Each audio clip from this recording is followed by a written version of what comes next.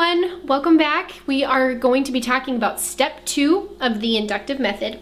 If you haven't watched the first video where we go through the first step, you'll find a link down here to watch that one. And now we're going to start talking about interpretation. So interpretation is a really fun step, but there's one important thing that we have to remember as we go through this step. As we study the Bible, it's very easy to read a verse and jump to asking what it means to us. So when I grew up reading Jeremiah 29:11, I would read it and then I would automatically jump to, wow, that means that I will have plans that will prosper and God is going to bless me. It's important that we focus on who the original people were that this book was written to. So with this step, we want to remember that it's not about me.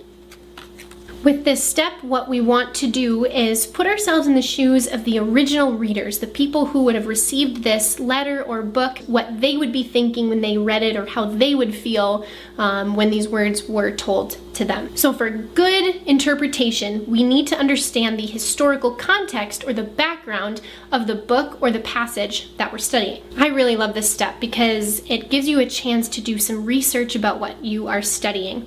And for me, when I first went through this method, this is when the Bible really came alive to me. Really just secured the fact that I really did believe that the Bible is true and it was written to very specific people at a specific time in a specific place, and being able to do some research on the history gives you a chance to see that. So in the handout that you have a chance to download, we've listed some questions and things that you can research as you look into what the historical background is. So some examples of questions that we've listed on that paper is, who is the original audience? Or who wrote the book? Were the original audience, were they facing any problems, cultural or social issues at that time? Was there any other cultures affecting their belief system? The different people groups that lived around that area? Things like that, that just give you a better idea of the kind of book that you're studying. So as you do some research, sometimes you can actually find the answers to those questions in the Bible itself.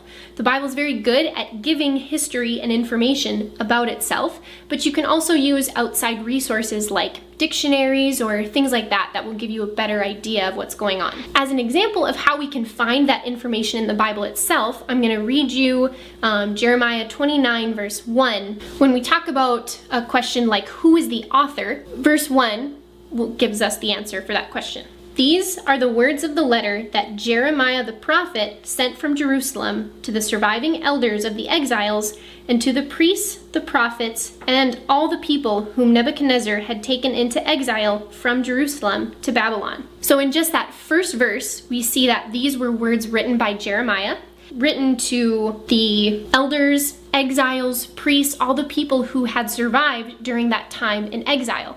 So that's just one verse that gives us more information about the passage that we're studying. Another good resource, like I said, is using dictionaries. If there's words that the passage uses that you don't really understand, that's a great way to look up those words and get some more information.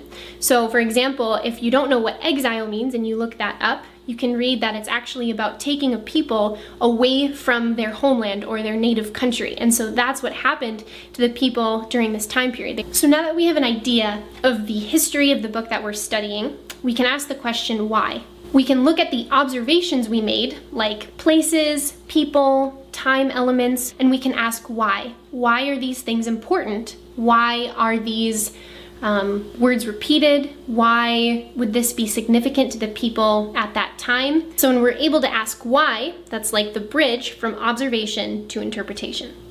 You also have a list of these examples written in the handout so that you can follow along. In Jeremiah 11, verse 11, like we were talking about, God makes a promise to prosper the plans that we make and give us a future and a hope. That's a really good one to study into. And who is he promising a future and a hope to? One thing we want to find out is who the original author of the book was. So I'll use this picture to kind of use as a visual to show author. And then we also want to know who the original audience was. So we'll use this picture as a reminder of that. So that is the interpretation step. You can spend as much or as little time as you want on this step, but remember that the more research and time you put into learning about the people during this time and just the history, the more that you're going to get from it. And it's also important to remember, like we said before, that this step is really not about us. So it's not the time to be looking at what it means to me. Remember that we are putting ourselves in the shoes of the people this was originally meant for. Coming up next, we're going to talk about the step application.